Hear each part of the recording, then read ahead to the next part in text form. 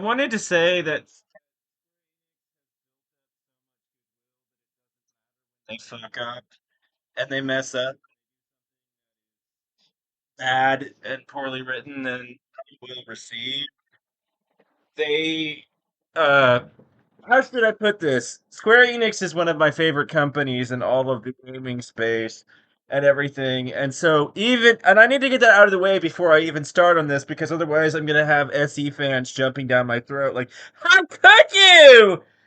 And the truth is that my faith in this company has not even been damaged by this. It's just oh hey, you did a bad thing here.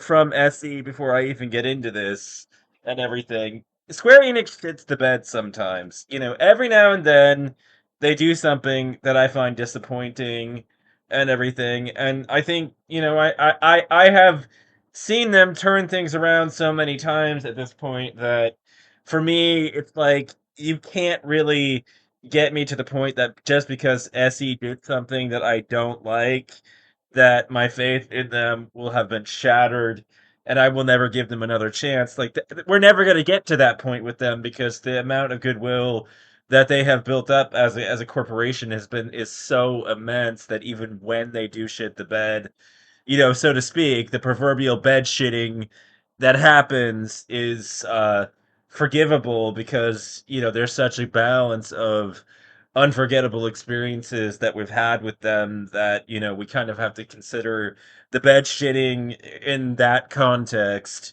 and everything, and then just kind of let it slide that they shit the bed, and everything. But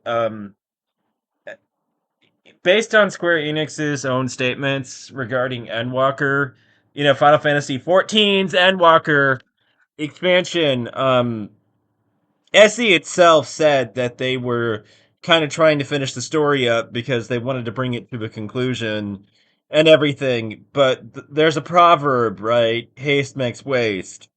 And if my microphone didn't pick that up, waste, and everything. I got a good microphone coming from Amazon and everything, but Endwalker was very poorly written. I found myself having trouble taking it at various points.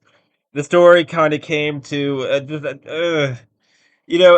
to end it this way after Shadowbringers is just really profoundly disappointing. Now, please keep in mind, I'm not a Final Fantasy 14 player anymore. I'm purely lore focused. I don't care about anything else but the lore, and so this critique is purely based on the lore and nothing more. I found the lore to be boring in places and very profoundly saddening and uh, disappointing in others because Hydaelyn, I mean, I don't want to spoil anything, but the primals, the big two are gone, and everything. And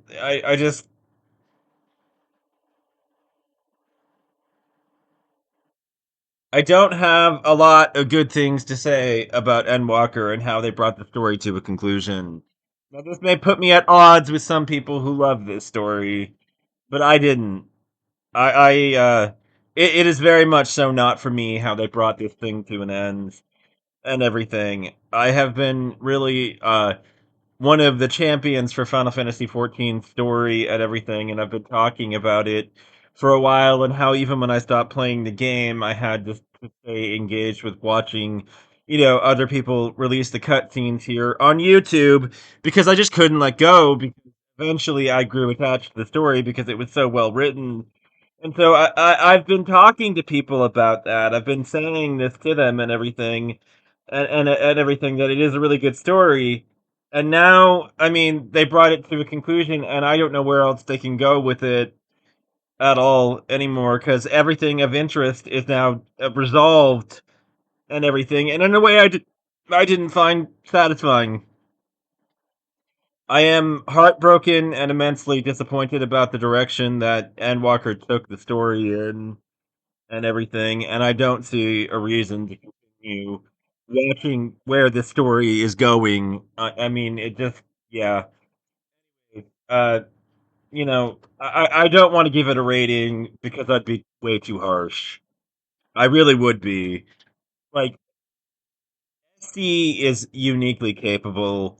They'll turn things around at some point, and everything, because it's SC. But, at the same time, this was bad. I mean, this was just bad quality writing.